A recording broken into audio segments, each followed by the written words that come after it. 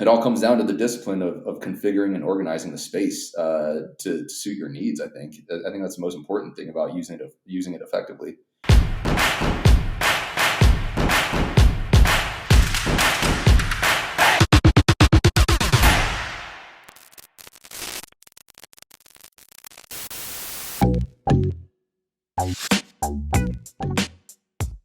Hey guys, welcome back to the ZonCon podcast. This is your host, as always, Andrew Erickson. I'm here with one of my recurring co-hosts or guest hosts here, Mike Ye. Mike Ye has been my business partner for the last 6 years. Is that right, Mike? Something like that. Yeah, I'm going on 7 years now, I think.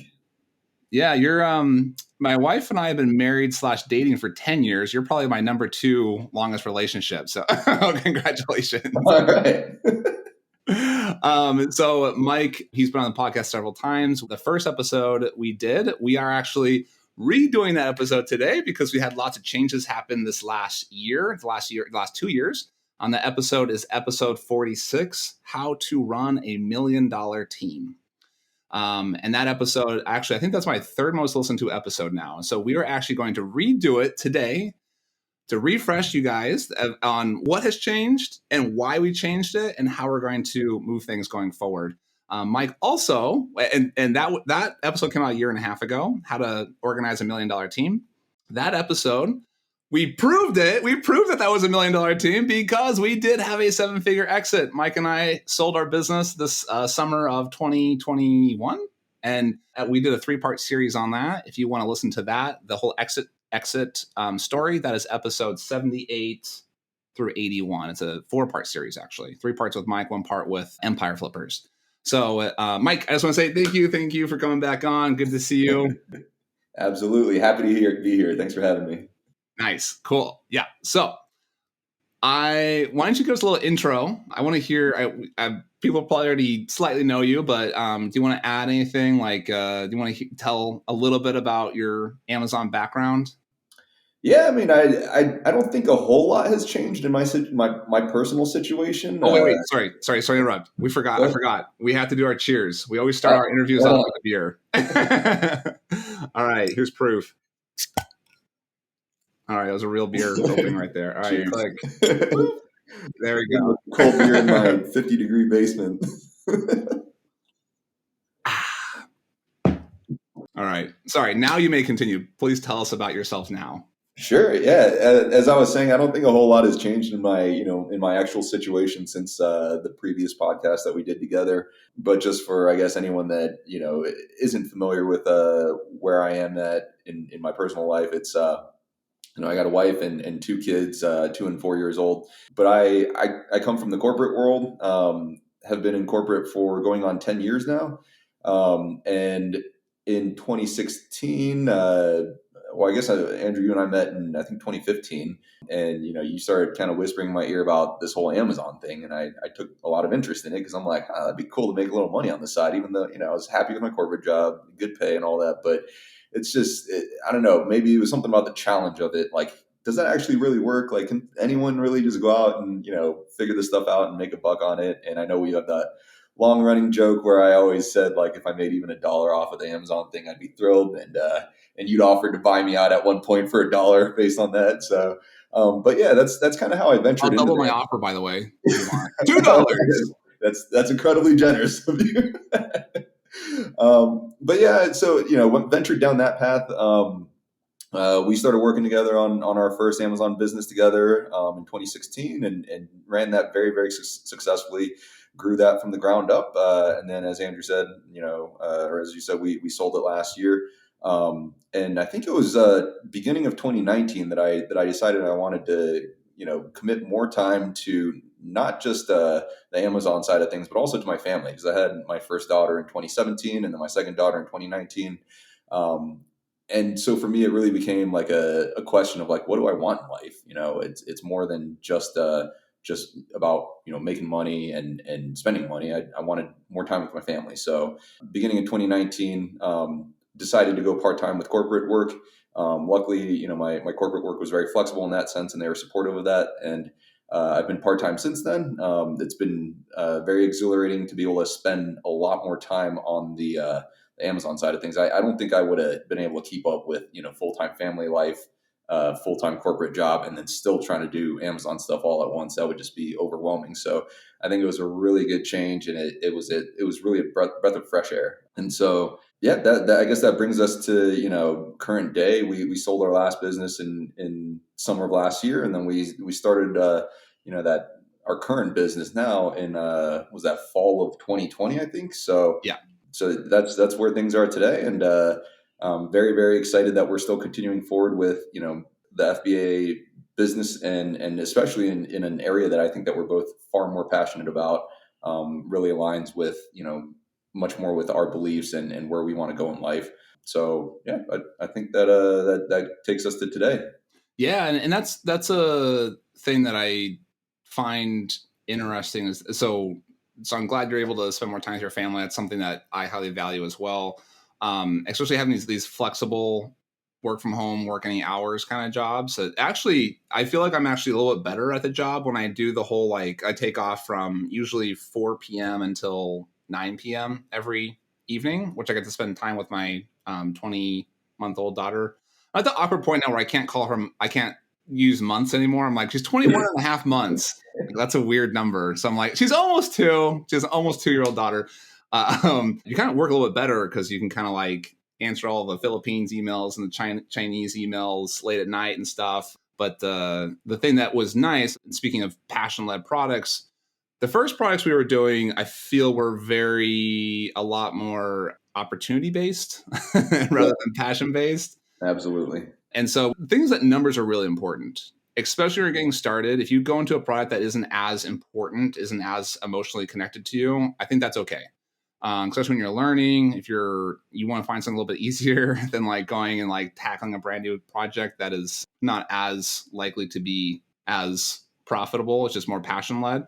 So the first brand we had was more like the ROI says that the opportunity there is that the whatever thing, right?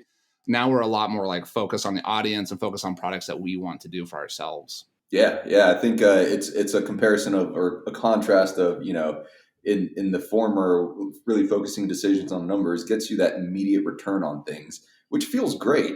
But I think at the same time, you have a slightly lower ceiling than something that's driven from emotions and really building out more of a brand. And I didn't really. I'll be honest, when we had our first business, I didn't really see the value of branding in that. I was just kind of like, let's just do what the numbers say. What's the big deal about branding? And then it's funny because we've done a full 180 with our new business, and it's all about branding now. We've dived into things that don't necessarily have great returns, but we know it's good for the overall health of the brand and all the halo effects that come with it. So definitely a big contrast there from previous business to the one that we're doing now. Yeah, that's why I tell people, like, as many people know, I have an engineering background. Mike does as well. Mike is actually a real engineer still today. I like pretend to be one sometimes. And I thought branding was stupid. I thought it was worthless. I thought you just buy something that's functionally. If you have the thing is functionally complete, then that's the product, right? I have, like Mike said, I have completely 180'd on that, completely flipped around on that. I think branding is very important. I think having an audience in mind is really important. Identifying what they want, what they need, what they desire, what they love, what they hate, knowing what they want, and then trying to align yourself both like aesthetically, emotionally, and then of course product line with that audience is the most important thing. And then I will say a close second is making sure that there is enough volume for it, that there is enough search volume, there's enough sales volume, that the product is the right size, that you can do compliance correctly, that you can source it, all those things are very, very important, but they are a close second, but still beat out by branding. Yeah. And along with that branding, you get your whole, new set of challenges that we didn't really, we did okay with branding on the first brand, but we didn't need a whole team of people to be able to engage the audience and, really promote and help with that outward facing image of the brand. Now that seems to be like what half of our meetings are about, is really just the products are still important, obviously. Without the products, there's nothing really to brand. But yeah, I feel like a lot of our discussions these days, a lot of our meetings are all around, how does the brand, how does it fit with our community and our audience, and how do we engage more people with it? Yep, that's a great segue into our how to organize $1 million brand, how to organize $1 million team, right? So the current brand, I don't think is technically worth $1 million right now, but I have high confidence that it will be very soon. We have a goal to exit this brand in about 2 years, and I want to do the goal is exit easier, faster, and for a larger exit, right? That's the goal the second time around, right? And so we are there. I think so I guess if you look at our December numbers, which we're cheating a little bit because we had a little bit of the December bump, we're pretty close to the $1 million revenue mark. I don't know, probably right now, depending on how you do the math, like I don't know, $700,000, $800,000 annual revenue. But we have a huge pipeline in the works, so I have high confidence we'll be over $1 million by the end. That 2022 will be over $1 million revenue.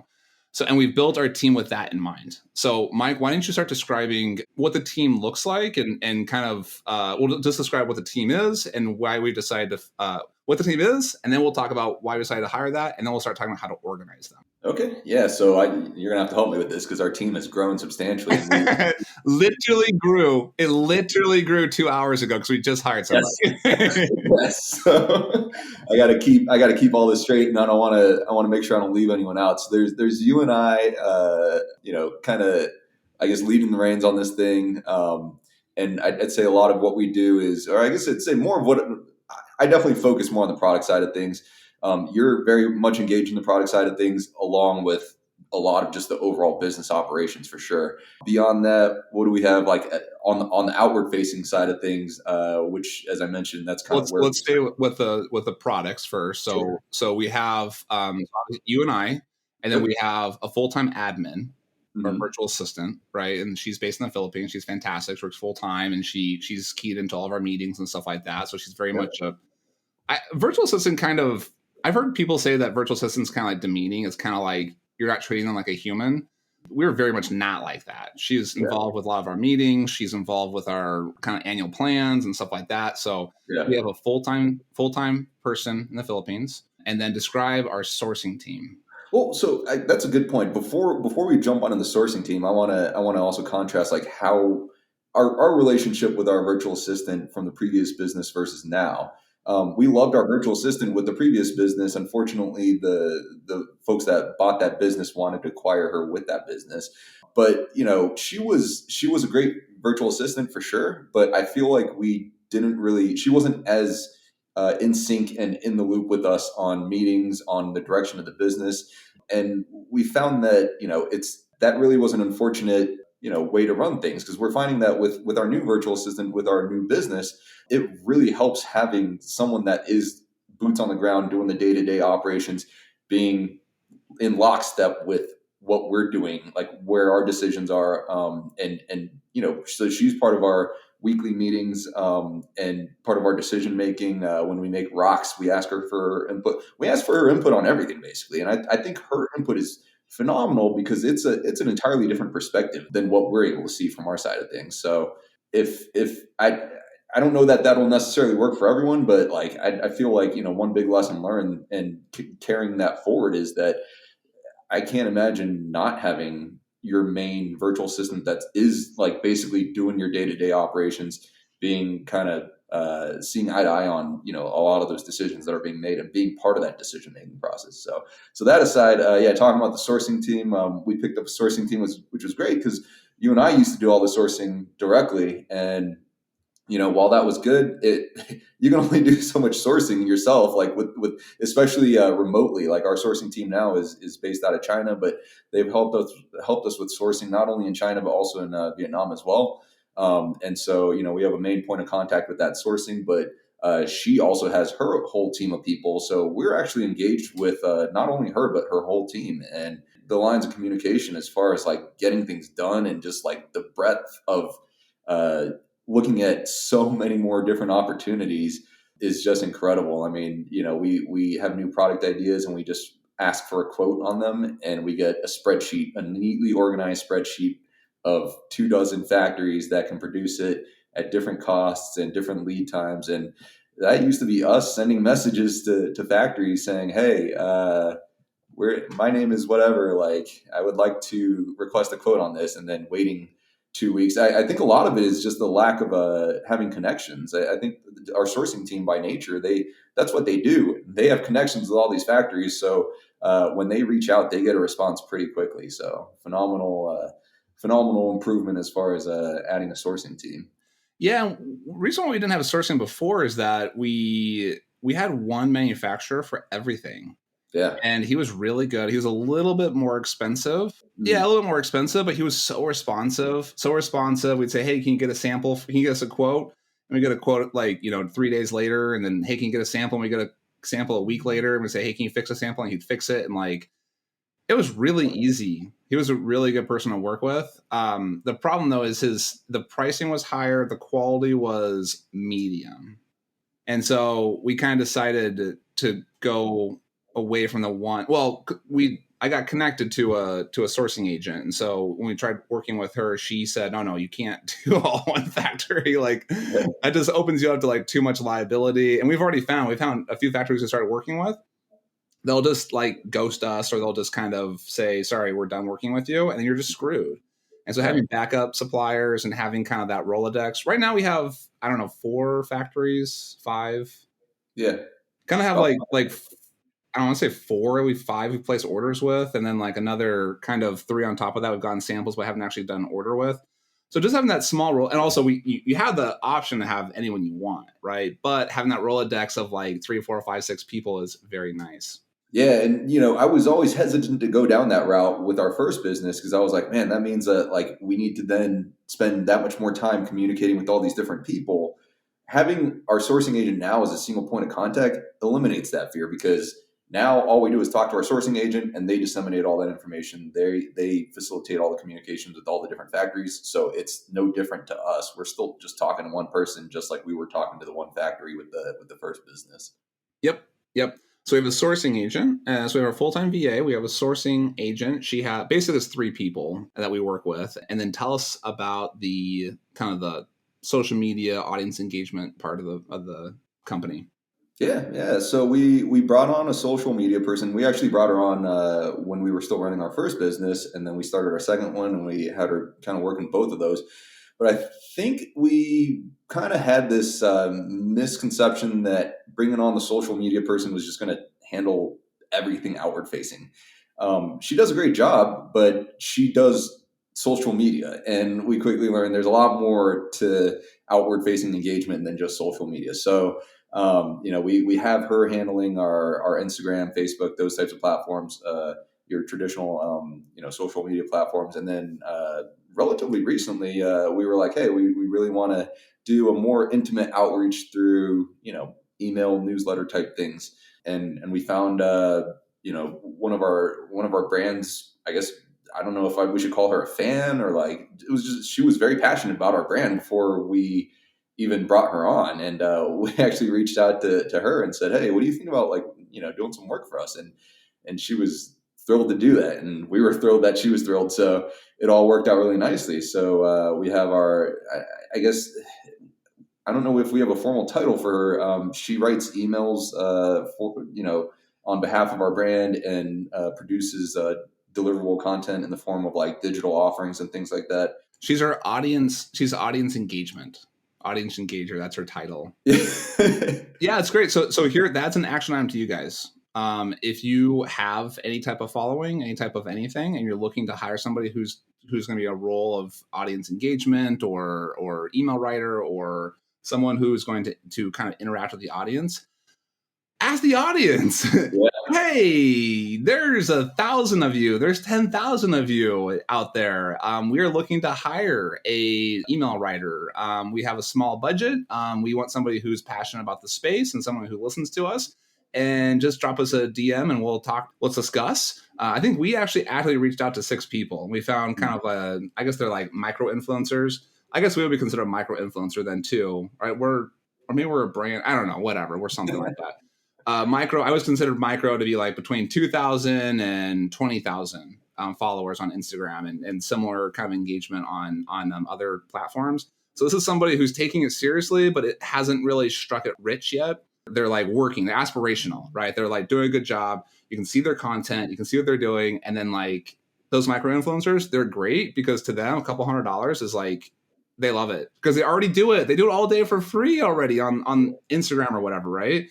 And then they get to do it and they get to do the thing that they love doing. And like we get to do it with them and like it's great. So what we did, we found micro influencers that were between 2,000 and 20,000 followers on Instagram. We DM'd 6 of them. 3 of them never responded. If you ever talk to influencers, like most of them just ghost you. Just accept it. It's a numbers game thing, right? So 3 ghosted us. 2 responded. 1 responded and was super excited. And 1 responded like 2 weeks later, was excited, but it was already too late because the one that was super excited and responded to us quickly, we hired her because she was amazing.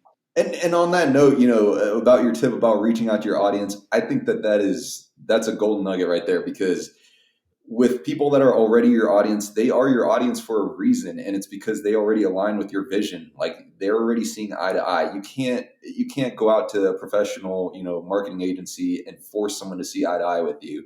Whereas you can, it's just much easier reaching out to someone that already does, and then you kind of skip that whole step of like trying to explain your brand and like trying to get them in sync with you. Like you just get, and to me, that's the hardest part of it is like, getting on the same page about things and making sure that everyone's communicating the same message. So reaching out to your audience, absolutely. Grab someone from your audience that is a big fan of your brand, and you're golden.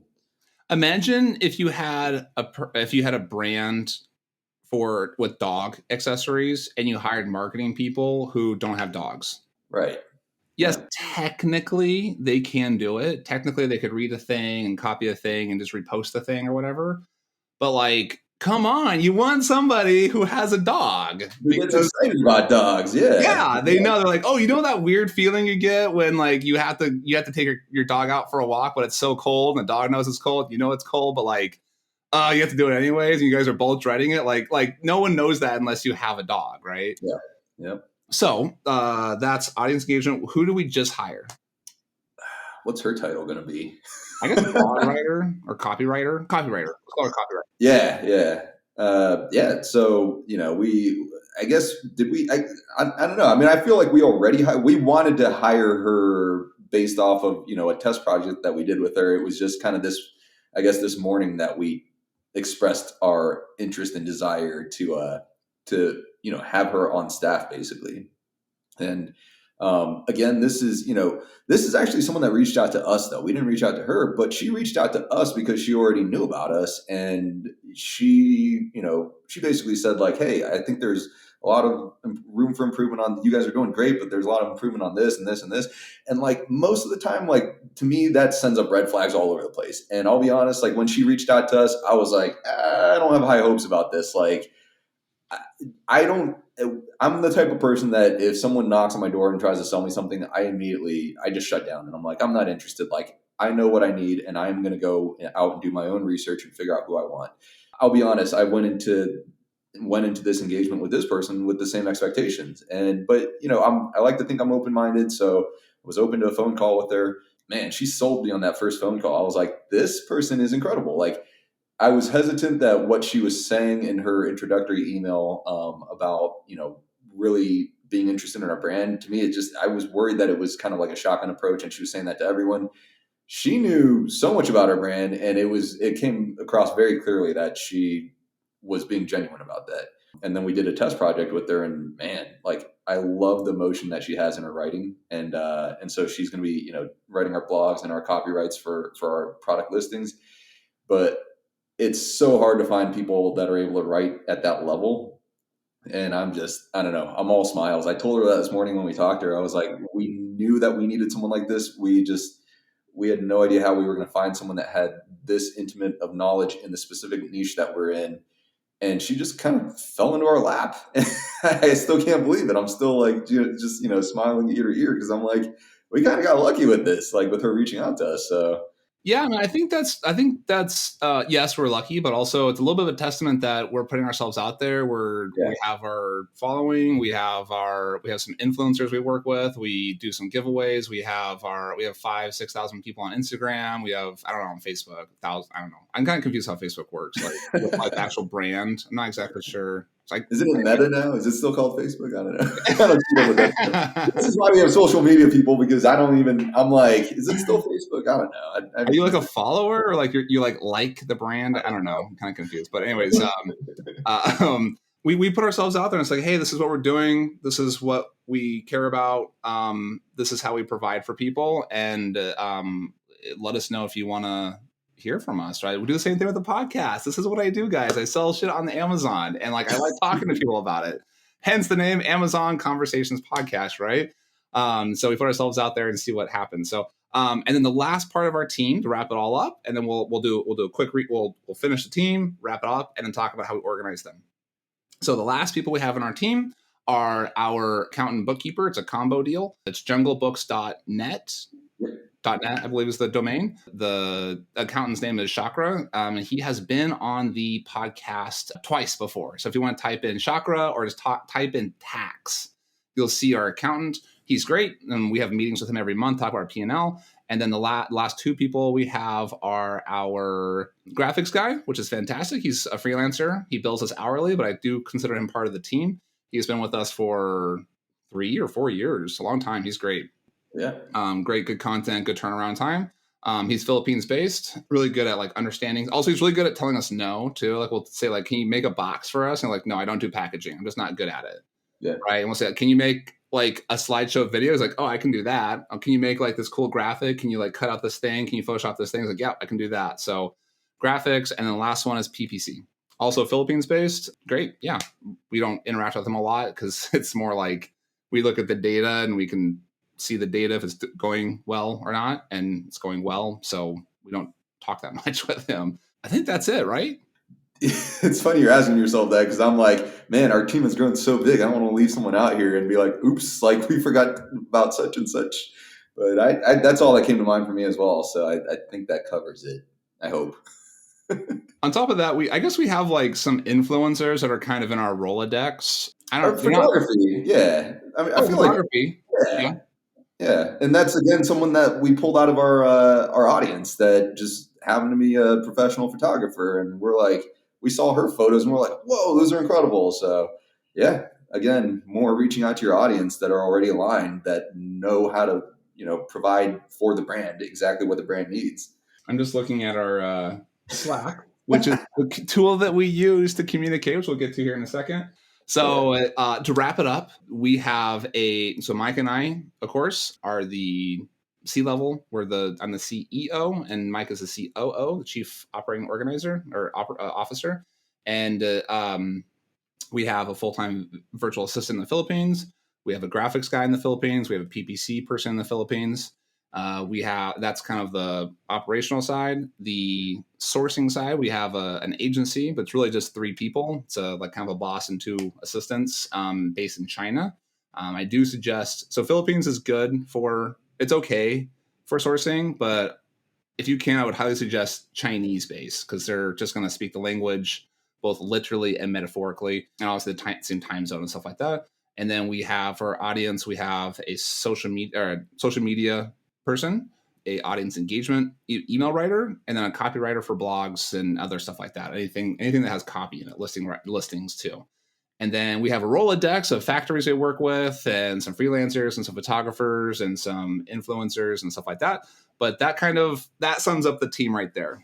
Yeah, it's a big team, isn't it? And so one of our big rocks for this quarter is, wow, we have this massive team now, and imagine what we can do with that team if we're all communicating properly. And not that we haven't been, but it could be better. Like leading up to this quarter, it seemed like everyone on the team they're all rock stars, but everyone kind of works in kind of their own silos. And we're quickly realizing that if we just kind of open those lines of communications and facilitate cross-channel communication between them, like more stuff gets done. Like a lot of times, Andrew and I, we find ourselves kind of the conduit between these different, I don't know if you call them departments or whatever, but like just different functions within the business.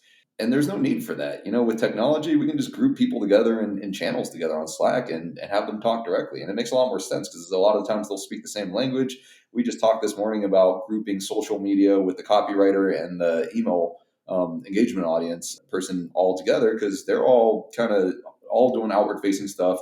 It makes sense for them to cross promote what each other are doing. If a new blog gets written, it should show up on our social media and in the email that goes out. There's just a lot of synergies that we've left untapped, and that's definitely one of our big focuses for this quarter. Yep. And you mentioned Slack, which I think you guys just heard a little ping on my on my side that came through. So we use Slack. I love Slack. I use it religiously. It's the only form of communication, that and text messaging is the only form of communication that I actually respond to. How do you feel about Slack versus email versus like all the other BS out there, Mike? I have a funny anecdote to share with you here. So I both love and I hate Slack. I love it when I'm trying to work because it's incredibly responsive. Don't have to go digging for emails, stuff like that. I hate it when I'm not working, and this is just me being genuine and honest. I hate it when I'm not in work mode and my phone is just like, going off. And I know that you can like set like, do not disturbs and all that stuff, but I generally like to try to keep it as open as I can, just in case something something important really comes up and it's like, okay, that needs attention immediately. We've had that on, at least more than one occasion where it's like, this needs action now. And in those cases, I don't mind snapping out of non-work mode and getting into work mode to deal with whatever it is. So overall, though, I love Slack. It's a great way to communicate, great way to organize the team, great way to have historical records. I still dig through conversations from, I don't know how many years ago, digging up things that, decisions that we made, why we made those decisions, or old invoices, trying to prove that we had X amount of inventory on X amount of day, all that stuff. My funny anecdote that I want to share on this, though, is that my corporate work started using Slack last year. And they're like, we're rolling this out. This is a huge transformation for the company.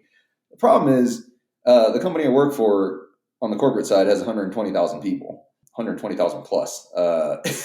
And so if you can only imagine suddenly rolling that out to that big of a population, most of them never having used it before, and just they tried to set it up as best as they could, but ultimately it's a huge influx of people all at once, many of them never having touched it before. And it was kind of funny just sitting back and watching what was going on with all that.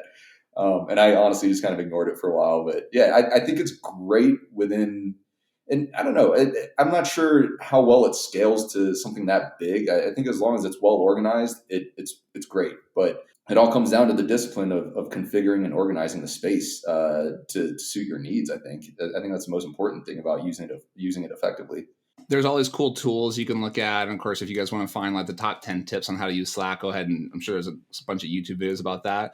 My favorite thing is, so you can subscribe and unsubscribe to channels, whatever. That's like the best use case. My favorite thing though is you can do /Jiffy.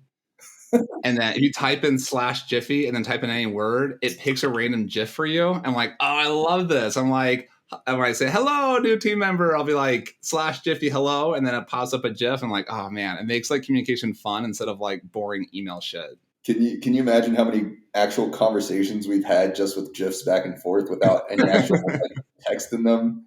I'm embarrassed to like. WTF! So we use Slack for communication. We use Dropbox for file sharing. And we actually, here's a little tip, use a family plan. It's actually the cheapest way to, if you have 6 or fewer accounts connected to it, you can use a family plan. It's $200 a year. And you get 2 terabytes shared among 6 people that way. So it's very affordable. You get all sorts of permissions and you get the whole thing, you get the permission level thing. You can have 20 folders and give these 3 to these people and give these 6 to these people and so on and so on. It's fantastic. We use Google Sheets and Google Docs for all type of like typing stuff, spreadsheet stuff. We don't use any Windows products, any Microsoft products. I don't hate Windows, but I definitely don't love it. There's other things I do love. So I use a MacBook and Google Suite, and then Gmail, obviously, for email, although I hate email. And then tell us, Mike, we just switched from Trello. There's like the magic 3, menage a trois of the task managers. And these are little, it's a task manager. You have like a little card, like a little to do, and you assign it to somebody and they complete it, right? That's the core essence of a task manager. There's Asana, Trello, ClickUp. Those are kind of the 3. There's also Monday.com, and there's a whole bunch of other stuff too. But like, we just moved from Trello, which I think is fine, to ClickUp, which I think is a little bit better. But you tell me, Mike, how do you feel about this change? I think they each have their pros and cons. I mean, it's clear that ClickUp has a lot of features and capabilities that Trello doesn't have. However, as you've heard me harp on it, ClickUp is noticeably slower, and I feel that my efficiency is almost decreased to a certain degree by using ClickUp. We've both seen instances of creating a new task and populating it, and it not syncing on the back end correctly or something like that, and it just disappears. Like just little weird things like that, little quirky things. If you can get past those things, then it's a phenomenal tool. It has a lot of great features that Trello doesn't have, in particular, like linking dependencies between cards and just different views, ways to view your task board. Trello, I think, works well if you have a very basic structure and you don't need to link things together, and you're really looking for just pure 100% efficiency. It's just like, to me, it's the difference between just a calculator and I guess a smartphone. Although I guess smartphones, maybe you'll experience a little more lag than a calculator. But it's in that sense that's kind of how I look at it. So it's hard for me because I'm like, we've talked about potentially moving back to Trello, but at the same time we've migrated everything over to ClickUp, and I do like a lot of the features it has to offer. It's just the speed that really kind of hurts. Mm. And we've looked into this just to see if maybe we set something up incorrectly, and it's definitely not on our end. The forums, a lot of people ask about the speed and mention that they experience similar challenges, and I guess that's just part of what comes with something that has a much bigger feature set. Yeah, that's been oh man, I wish they would just crank up their server speed or something. Like Yeah, that's it. Because other than that, it's fantastic. I like to yeah, think of Trello is a really fancy to-do list. ClickUp is a really simple project management tool, fair. Yeah, right? So ClickUp is kind of like there's a lot you can have dependencies, you can have timelines, you can have all these different things, but it's not super complicated. I don't think I would organize like 30 plus people with it, but that kind of that like 3 to 10, I think it works really well. And then Trello, I feel like we were already kind of even with 3 people, 3 full-time-ish people, we were minus 4-ish people. We were kind of like redlining it a little bit, yeah. I right? think the things that we were finding little clever ways, little clever workarounds in Trello to make things happen, and then we moved to ClickUp, and we're like, oh look, it's a feature, like it's already built in, it's all automated, and that was nice. But yeah, in the same token, you get the kind of the lag with it. So Yeah. So I guess we're gonna give it a soft endorsement if you ClickUp.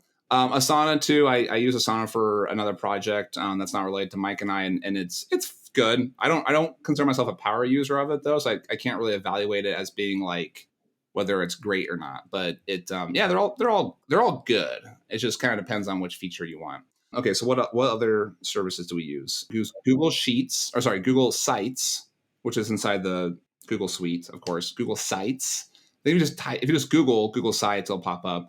We use that as our wiki. So we write, whenever we have a new task, a new kind of procedure, we'll write a little kind of a 7-step process or a 10-step process. We'll publish it in our Google Sites. That works out really well. What other tools do we use? if you care to bring in payroll stuff, we started using Gusto for that, and no complaints there. It's a very intuitive interface, and the folks over there are easy to work with. So we've been happy with them. Our accountant uses QuickBooks, Yep. although we don't use QuickBooks. He just exports it into a spreadsheet for us, which I like. Mm. Are there any other tools? I mean, we have a lot of SaaS tools that we kind of subscribe to between like Gorilla ROI and Sellerboard. Like if you're, looking to dive into tools that help make the business run a little more efficiently in an automated fashion. Let's hit those. And guys, I'll make sure to collect all these. If you go to zoncompodcast.com/resources, I actually have links to all of these services that we're using.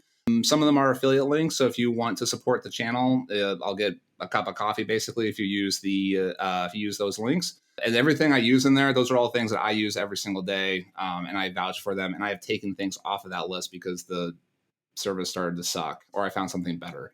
So if you guys want to try, if you want to see that list, it's zoncompodcast.com/resources.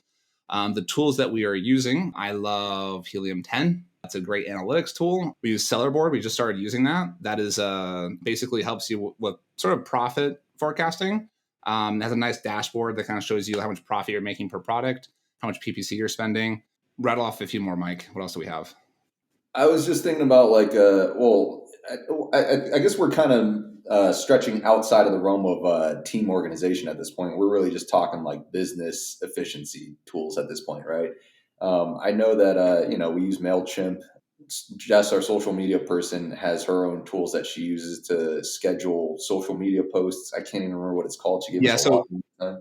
Mailchimp is for email, and the social media person uses later.com, Later, as in like not Okay. soon, but later.com.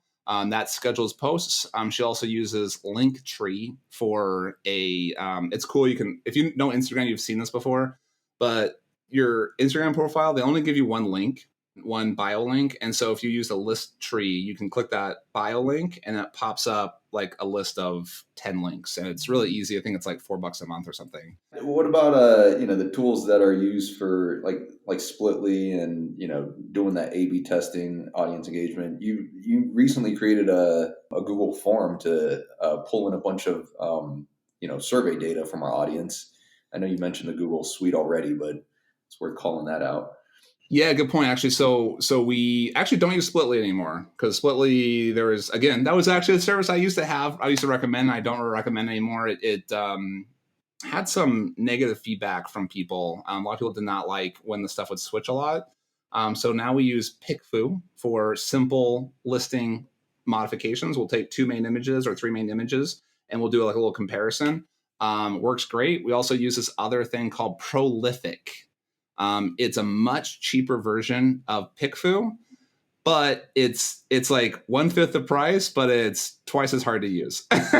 So if you're if you're doing like a lot of testing, I would consider Prolific. And again, there'll be a link in the description of this podcast and also on zoncompodcast.com/resources.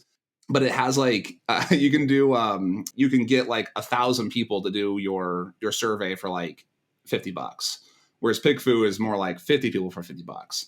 So guys, that was it. I hope you enjoyed. That is how we organize our $1 million team. So to sum it all up, if you zoned out for the last 40 minutes and you want to hear the summary of this, Mike and I have been business partners for 7 years. We've built and sold a team for $1 million bucks last year. We're going to do it again next year.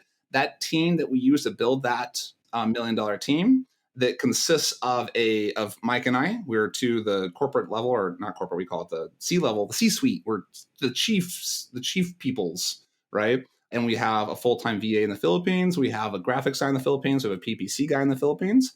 We also have a social media manager. We have a sourcing agent who helps us find our products and do quality control and get quotes and stuff like that. She's an agency, so she actually has a few people who work for her. We have our audience engagement, which includes a Instagram person, a email person, and a sales copy person. And then we have bookkeeper and accountant, which is junglebooks.net. And he's been on the podcast several times. That's the team. We organize it mostly through Slack and through Google Sheets and Google Docs and ClickUp. That's kind of the core essence of our business, is all incorporated in that. So that's it. Mike, thank you for coming on and telling us all about this $1 million team. Absolutely. One thing that we use a lot that I forgot about is Zoom. We have video chats all the time. We use that on like a daily basis. So anyway, back to it. Sorry, I was like, oh, someone's going to point out, hey, what do you guys use for talking to each other? Yeah, Zoom. Yeah. And I guess we text message all the time too. Although we keep most of our chat inside of Slack. But all right, Mike, I know you've already done this before, but I like asking everybody the same 3 questions. Can you please tell me, what's your why? We already sold a business. Why are we doing it again? Tell me, why do you do this? This why changes from time to time. My current why, though, is I've kind of looked back at life from, through a different lens and asked myself, like, what do I want from life? And after having kids, my whole perspective on everything changed. And what I want most now is just more time with family. I want to see the world. I want my kids to see the world. Like, I just want to spend time with them and provide them with, an incredible upbringing. And so, to me, it's difficult to do that with a traditional, 9-to-5 job where you're gone and away from them most of the time. So that is my why. I've fallen down the path of pursuing FIRE. If anyone's not familiar with that acronym, financial independence and retiring early. That's my why. Nice. I love it. I love it. Family and fire. Just don't. Yeah, absolutely. Don't set your family on fire, but like the good fire. Tell us, what is a favorite book or a piece of media you'd like to share with the audience? Sure. So along lines of FIRE, I've been doing a lot of FIRE reading. One book that comes up all the time in that community is The Simple Path to Wealth. I think it's called, by J.L. Collins. I finally got around to reading it, and man, that book is just phenomenal. Like it is incredibly actionable. A lot of books kind of talk about this stuff at a high level. This book just flat out says, do this, this, and this. Like that's it. And it's a great wealth of information. No pun intended. And along those same lines, another book that I recently picked up that I'm actually in the middle of reading right now is called The FIRE Planner, and it's actually a workbook, which is kind of interesting. Because my wife's like, "Why do you keep writing in your book?" And I'm like, "It's got little exercises you need to fill out." So it's by Michael Quan. I think it's a fairly new book. I think it came out last year. And I can't recommend it more. It literally forces you to sit down and like fill out all these, tables and do all these calculations. And it almost takes the actionable portion of the simple path to wealth to a whole nother degree and applying it to your specific situation, your own income, your own expenses, figuring out exactly what numbers you need to hit in order to be considered, in your own mind, what your FIRE numbers are. So yeah, those two books, I'll throw those out there as my top two reads at the moment. Nice. These books have changed. 2 years ago, it was not about FIRE. I guess the exit money has got you thinking a little bit more about how to plan this stuff. And having kids, man, I'm telling you, honestly, the having kids part was like the thing that kind of flipped my whole world upside down. So nice. Yeah. Nice. And then tell us, Mike, what is one actionable thing that Amazon sellers can do today? I think it's really doing some self-reflection, and not to be cliche, but like as you mentioned, these things have changed for me in this short course of time. And it took me sitting down and really thinking about like, what do I want from life? I didn't realize that up until I asked myself that, I didn't really know what I wanted. And I didn't really know what I was pursuing. I was just kind of going through life with, minimal direction, if you will. I would recommend that people sit down and, figure out what's most important to them. Kind of like literally write them down. I mean, I think that's the first thing that's in that FIRE Planner book. It's like, it makes you list out your priorities. Like, what do you care most about in life? I'd recommend doing that. And you never know, you might be shocked at what you come up with and what drastic changes you might suddenly decide to make in your life as a result of that. So the sooner you do that, the better, like it's good to get that under your belt and start carving down the path that you truly want to. Live life with intention, right? Yeah, absolutely. That is really maybe if we're going to distill it into a bumper sticker, right? Like, what is it that you want? Dream big. Figure out the funny word I've heard for this is a BHAG, a big, hairy, audacious goal. What's something that's audacious? And audacious means like, it's weird. It's like, oh, it's kind of like extra, right? Like, it's big, hairy, audacious goal. What is it you want to do? Figure out what it looks like when you get there, figure out the path to get there, and start walking down that path. Exactly. Mike, said it better. Yep. Thank you so much for being here. I hope you're learning the lesson. If you are trying to build your $1 million team, listen to this episode. If you know someone who is going to be who is going to be also building $1 million team and you want to inspire them, make sure to share this episode with them, because that is how we grow the podcast. Through word of mouth. We don't do anything else. We just have a natural audience who loves hearing about us, and we want to share the information. And so if you have someone like that in your space, please share this episode with them. Guys, thank you so much for being here. And Mike, thank you so much for sharing your time with us. Thank you. Guys, we love reading reviews on iTunes. I love this one right here from Dusty D. Dusty D wrote, "Real world material!" ! Thank you, Dusty D. He says, "The podcast is great for anyone who sells on Amazon or is starting out or who wants to be big. Great tips and tricks, as well as things to avoid while selling on Amazon. Coming from a first-year seller, I've already learned so much!" 3 exclamation points. I even put advice given by Andrew and Allison in my recent Craigslist ad to find a great freelancer photographer for my Amazon products. Thanks so much for the great content. Look forward to being on the show one day. All right, Dusty D, yes, thank you for leaving us a review. Very excited you found some value, found some real actions there on how to hire people. And also, yes, I would love, let's get you on. Let's get you up to the point. Do you have a good story to share? Bring it to me. Everyone else, please, if you found some value in this podcast, I would love if you could go share those reviews, some of that insight you found from this podcast. Go ahead and go to iTunes and leave us a review. If you have your own podcatcher, your own way of listening to this content, you can still go to iTunes and leave a review. If the platform you're on also has a review platform, review us there too. So thanks, guys. I really appreciate it.